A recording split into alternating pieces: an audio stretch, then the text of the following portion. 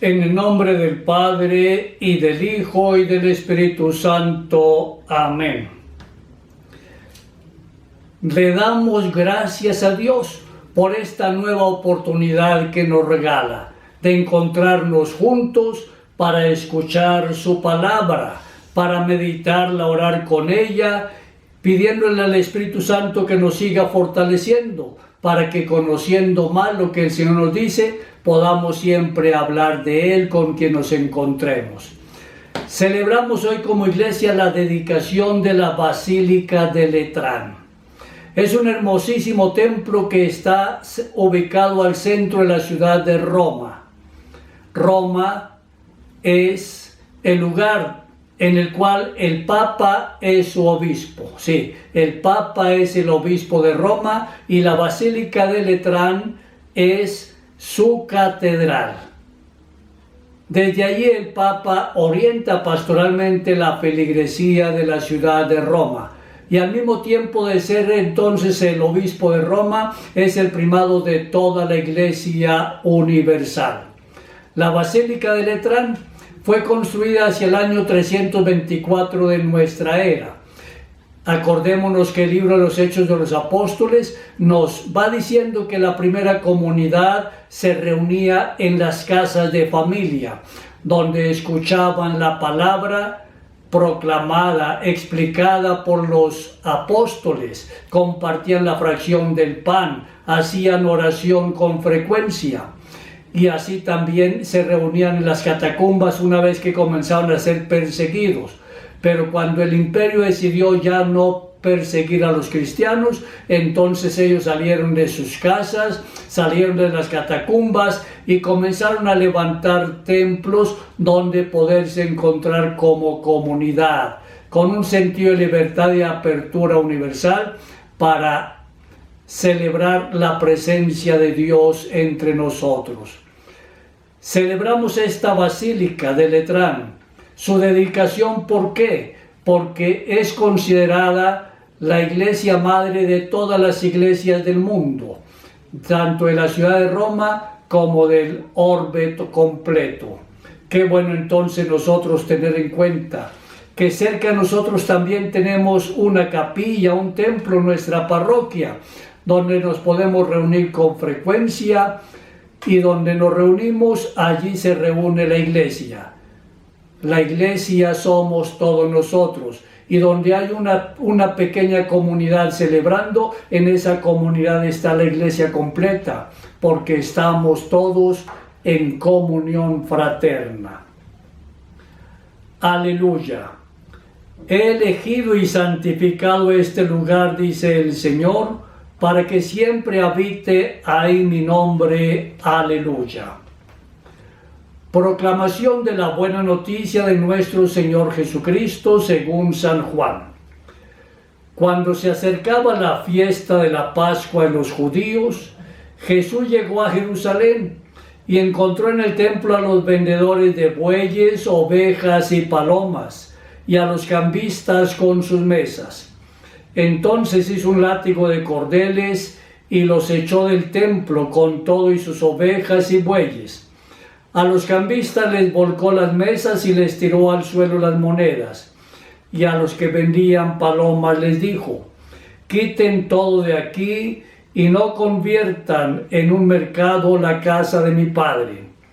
En ese momento sus discípulos se acordaron de lo que estaba escrito: el celo de tu casa me devora. Después intervinieron los judíos para preguntarle: ¿qué señal nos das de que tienes autoridad para actuar así?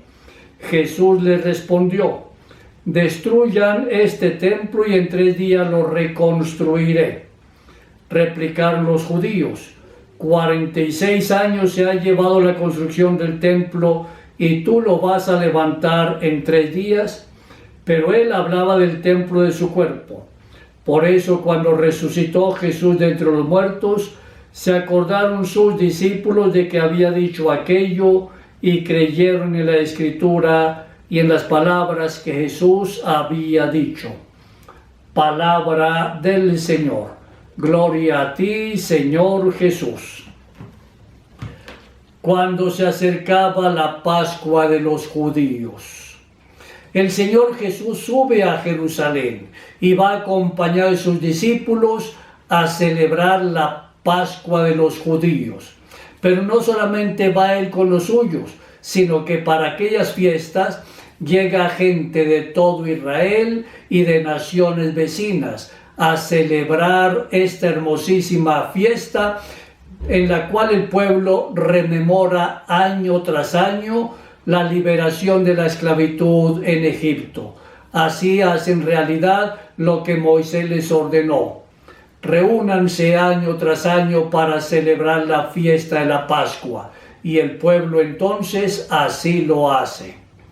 El Señor se encuentra en el templo, pero ve que allí hay un atrio lleno de vendedores, bueyes, ovejas, palomas, gentes cambiando monedas, y esto se entiende por qué razón, porque así como sucede entre nosotros, cuando hay una fiesta patronal, llega muchísima gente y llega gente de muchísimos lugares.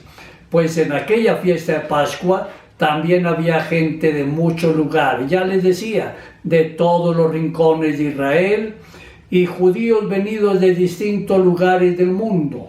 Por lo tanto, ellos llegan allí, tal vez con los brazos cruzados, pero encuentran la posibilidad de adquirir el animal que ellos quieren ofrecer en sacrificio. También la posibilidad de cambiar monedas para dar algún donativo o también para sostenerse en esos días ahí en la ciudad. Habían recibido estos comerciantes y cambistas la autorización por parte de las autoridades encargadas del templo para poder estar allí vendiendo y cambiando moneda. Pero aún así el Señor Jesús, sintiendo el celo por la casa de su Padre, ya no lo considera solamente casa de oración, mi casa es llamada casa de oración, sino que para Él el templo es la casa de mi Padre. ¡Qué hermosísima lección! ¿Cuánto necesitamos nosotros también crecer día a día en el amor por nuestra propia capilla, por nuestro templo? ¿Por qué razón? Porque el templo no es solamente ese edificio externo que podemos ver, y a veces unos templos que son verdaderas obras de arte, desde la arquitectura, la pintura, en fin, sino ver en el templo la casa en la cual nosotros nos reunimos, porque de una manera muy particular allí nos encontramos con Dios. Dios, claro está, no lo podemos encerrar dentro de 4 muros, no, eso lo entendemos perfectamente. Dios está presente en cada uno de nosotros. Desde el bautismo ya nos lo dice San Pablo, somos templos vivos del Espíritu Santo. Con cuánta mayor razón el Señor Jesús, Dios con nosotros, Él mismo es el templo. Es el templo en el cual nosotros entonces nos encontramos para orar. Nos encontramos directamente con Dios en este templo que es Jesús mismo.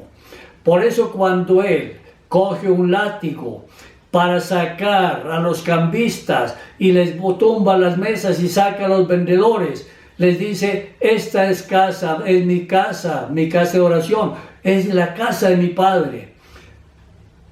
Inmediatamente las autoridades le piden, ¿y con qué autoridad usted hace esto?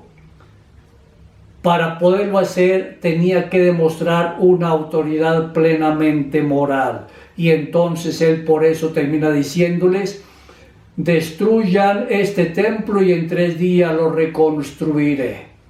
Y el Evangelio nos dice más adelante que él se estaba refiriendo no a ese templo de Jerusalén, cuya construcción demoró 46 años, orientada por Salomón, sino que él se refería era a su propio cuerpo, a ese cuerpo. Por lo tanto, él ya está haciendo referencia a su muerte y a su resurrección.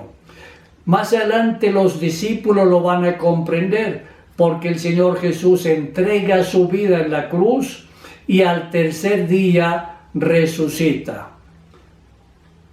Qué importante entonces este momento en el que el evangelista le da un profundo significado a ese hecho realizado por el Señor Jesús. Le da un significado de muerte y de resurrección.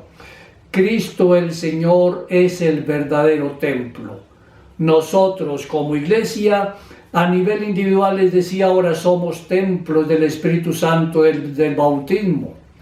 Por eso, si nosotros respetamos nuestro templo, con cuánta mayor razón debemos y estamos invitados a respetarnos mutuamente, a respetar a cada persona, a respetarnos porque cada persona, además de ser la imagen viva de Dios, al mismo tiempo cada persona es templo vivo del Espíritu Santo. El Señor nos enseña. Y todas las frases que Él va pronunciando en este hecho son frases que encontramos a lo largo de la Escritura. Ya el profeta Ezequiel nos muestra el templo como el lugar donde vendrán gentes de todas partes y allí mismo encontrarán las ollas donde poder preparar su alimento, como para indicar que el templo es la casa común, es la casa de todos los que buscan al Señor. También el profeta, en otro lugar, Isaías, comienza a hablarnos del templo como la casa de oración. Pues agradezcámosle al Señor en este día. Pensemos no solamente en la Basílica de Letrán, que es la catedral del Papa, sino también pensemos en nuestro propio templo parroquial, en nuestra capilla, y apoyemos al máximo para que todos nuestros templos tengan realmente el significado que deben tener. Casa de Dios, nuestro Padre, casa de oración, el lugar predilecto donde nosotros como iglesia nos reunimos para celebrar los sacramentos, y al celebrar los sacramentos reconocer la presencia de Dios entre nosotros. El templo mismo, por pequeño que sea, por sencillo que sea, es un sacramento a través del cual estamos diciendo a todas las personas que Dios está siempre con nosotros, que Él nos acompaña, que nunca nos abandona. Por eso está aquí, en medio de su pueblo. Démosle gracias al Señor y que Él nos bendiga, y que la Santísima Virgen María, quien también subió a Jerusalén junto con José y con el niño Jesús a los 12 años, ella nos enseña a nosotros también a subir con frecuencia al templo, ir frecuentemente al templo para celebrar el amor de Dios por nosotros. María Inmaculada, Madre de la Iglesia y Auxiliadora de los cristianos, ruega por nosotros. San Juan Bosco, ruega por nosotros. Que el Señor Dios te bendiga y te favorezca, te muestre su rostro y te conceda siempre la paz, la alegría y la salud. Y la bendición de Dios, Padre, Hijo y Espíritu Santo, descienda sobre ti y sobre tu familia y los acompañe siempre. Amén.